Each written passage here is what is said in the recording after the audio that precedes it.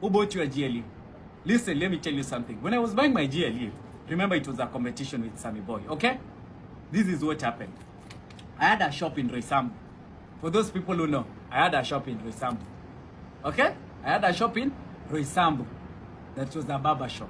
Okay? I'd spent Intaleta Matrix. You know me, I'll bring receipts. One thing about me guys, mimi najuanga mimi kusema ukweli, nikiumwa, mimi nitasema tu ukweli.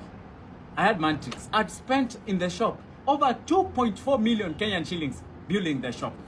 Inaitwa Golden Shears Barber Shop. Okay?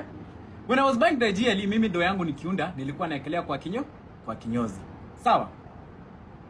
What happened? Sammy boy said, "Oh, now we don't have any other option. The thing is, if you're tough, buy a GLE." MJ Majesty was close to me at that particular time. I called him and told him, "Majesty, mimi sahi sina pesa in liquid." Nataka mnisikize. Mimi sahi sina pesa in liquid. Sawa? But Sammy boy ameniambia ninunue GLE na mimi sina hiyo uwezo. What do I do? Nikamwambia I need a car. But I have a trusted car in Mombasa that I can really trust. These are stories that couldn't have ever come to social media because it was tough. So he has money. At that time he had done some scam. He had money. Yes, at that time he had money from a scam. And if I'm lying, let him come arrest me. Okay?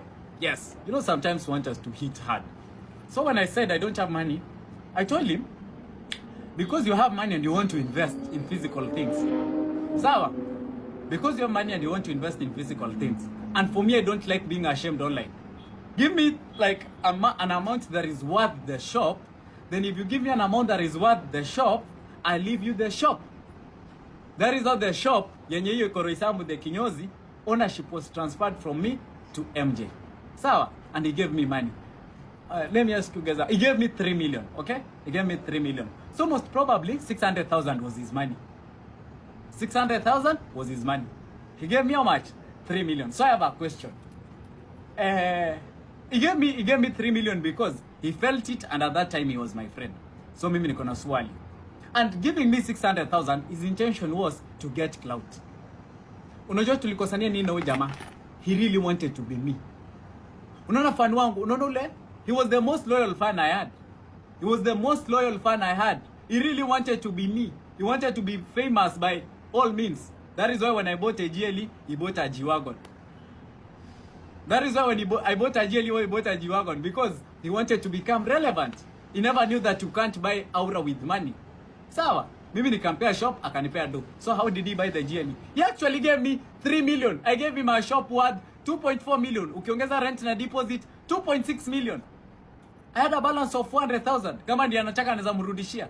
Ati uongo. I swear to God, kama anasema uongo, mtu akuja hapa nikufe leo, mama yangu hivi leo, nilaniwe na nikufe.